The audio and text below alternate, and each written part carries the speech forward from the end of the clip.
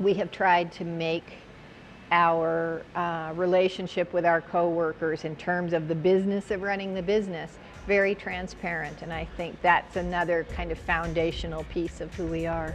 It's bringing yourself to work each day in a loving mind frame, extending yourself to people, laughing, making sure that, you know, that work is a happy place. Does this fit your impression of most companies that you know of? Probably not.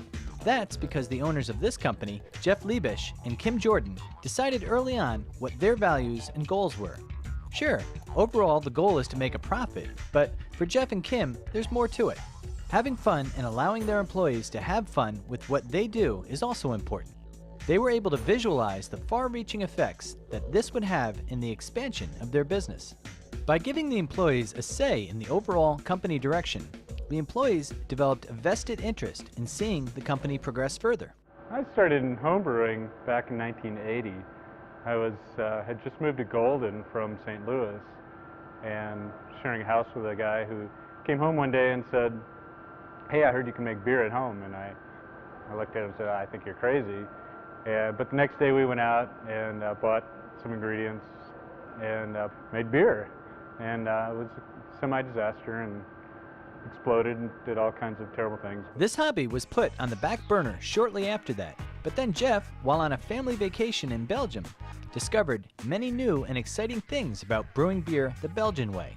Jeff returned to Colorado and picked up his hobby once again. By utilizing ingredients that are not common in most beer breweries, like the Belgians, Jeff was able to create a variety of beers unlike most in the US. These creations were quickly becoming popular with family, friends, and locals. Eventually, his efforts erupted into a full-fledged brewery, the New Belgium Brewery, now located in Fort Collins, Colorado.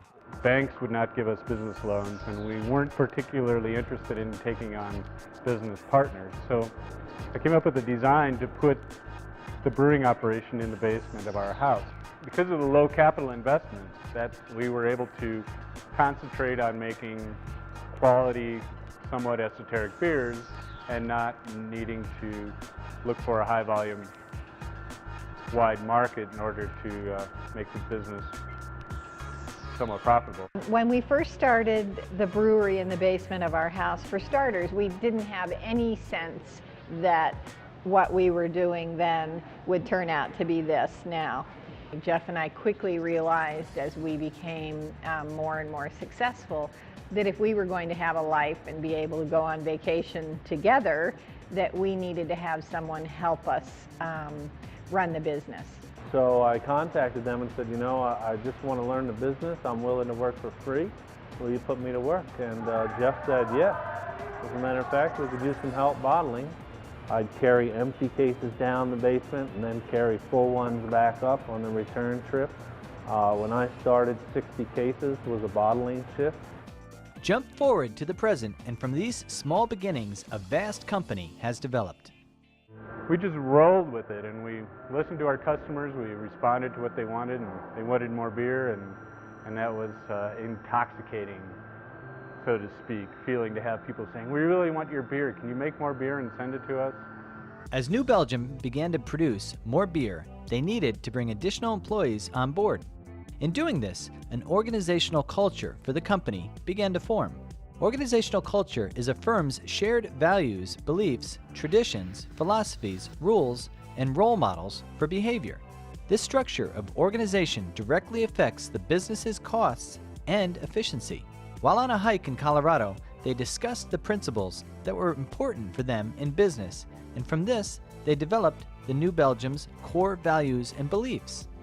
When I first started working here, the first couple of years, it was a classic environment where you had to try and remember to put the financials away before you went home for the night and not leave financial information on the copier and things like that. In '95, Kim realized that in order to further the culture that she wanted, that employees had to be involved with all aspects of the business, and that included the financial aspects. So Kim and I went to a few conferences, read a few books, and started Open Book Management in 1996. Open Book Management is primarily a way of running the company where employees have access to financial information. We train people to be financially literate, because it's my belief, and I think most open book management practitioners would agree, that you can't just hand people the books, because people need to know, what does that mean? The biggest changes in the brewery for me were the open book management, even more so than the ownership of the company. Once Kim and Jeff decided to let us all know where everything was going, it made it real important for us to keep count of every keg. Any cases that are damaged, you know, it all adds up. This was our initial foray into somehow making a statement that that we understand that it takes more than Jeff and I to get beer out the door, and that it's important that we share in all of that benefit, and frankly the risk too. You know, it's important that employee owners are thinking about the benefit and about, you know, investing for the future and about risk, and that it's a very real experience. From this culture, an organizational structure developed. Structure is the arrangement or relationship of positions within an organization. New Belgium breaks its operations down into departments which then focus on particular issues within the company. For instance, the Wastewater Management Department deals specifically with water reclamation, whereas the Quality Assurance Department looks mainly at the standards associated with the product being produced. QA is responsible for overseeing the quality of the beer, and we're also responsible for making sure that the beer stays clean all through the process. We're a self-managed group, and what that means is it's kind of a flat structure to a certain extent. We do report certain things to people that need our results, but as far as the structure of our department goes, we are all considered area leaders. This leads us to look at the role that the degree of centralization plays in a company.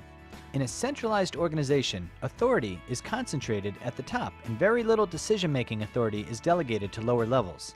In a company like New Belgium Brewery, the decision-making authority is delegated as far down the chain of command as possible, which empowers its employees to make decisions without having to seek approval. For instance, in an area like quality assurance, this is important because if a change is needed, it can be implemented immediately before a batch of beer goes bad. How can you really care about the certain small things that are necessary to be done day in and day out if you don't have a larger purpose behind them?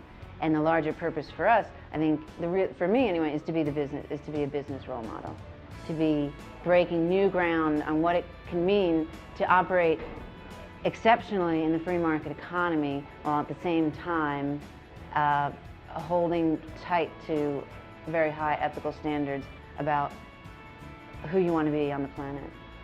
Every decision we make is informed by our values. The role of groups and teams in organizations vary from company to company. In work groups, employees are held individually accountable, even though they generally have a common goal. At New Belgium Brewery, however, the work done is a team effort in which everyone holds themselves mutually accountable.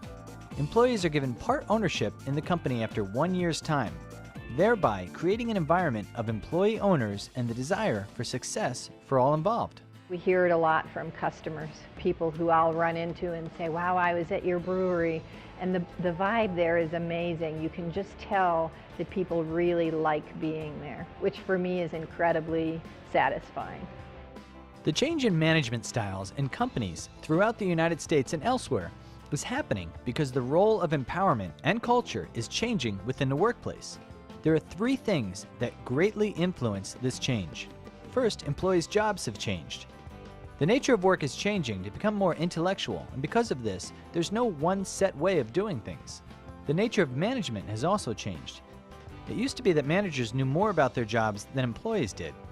Today, it's typical for employees to know more about the specialization of their job than anyone else. And finally, the employment relationship has changed. It used to be that employees were most concerned about issues such as pay, job security, and the hours of work. But now, they want to be more fully engaged in their work by problem solving and decision making. For Jeff and Kim at New Belgium Brewery, the bottom line is that it always comes down to open communication. I think that combination of happiness and extending yourself to have real relationships with people and being excellent here at New Belgium really creates a magical vibe.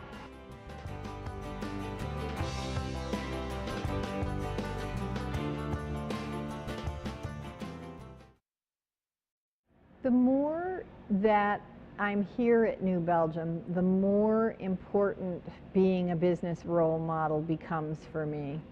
I love beer. I love drinking beer. I love being in the beer business.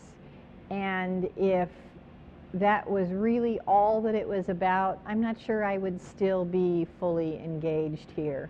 And so I think that's been a response to my need to feel that we're doing meaningful work here.